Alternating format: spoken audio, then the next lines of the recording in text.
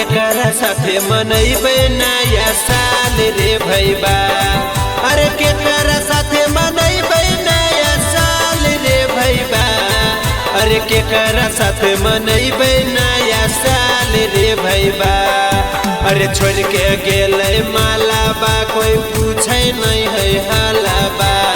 छोड़ के गेलै मालाबा कोई पूछे नहीं है हालाबा। अरे फोनमो पर नहीं पूछो है हाल चाल रे भैबा। अरे केकरा साथे मनैबे नया साल रे भैबा।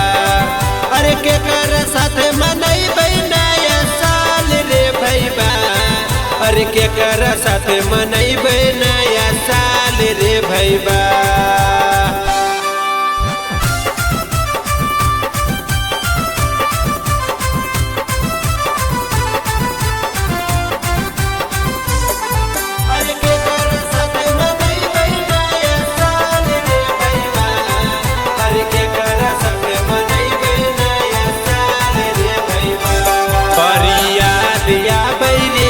साथे बितावल ओकरा संग केतनो मनैयै दिलवा के, लेकिन मानो है नहीं मन।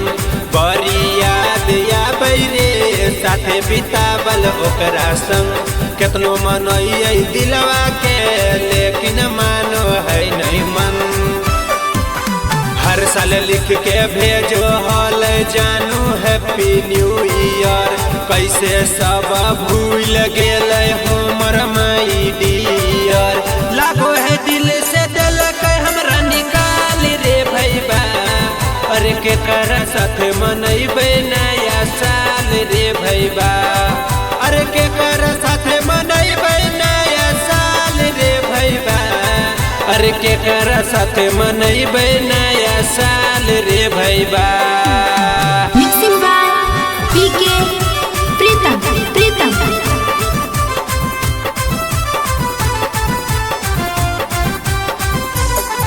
अरे केकरा साथे मनैबे नया साल रे भैबा।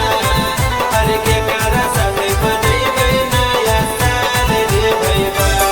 उ त खुश होतै रे अपना सैया के साथ, हम तरपोहियै रे ओकरा बिना दिन रात।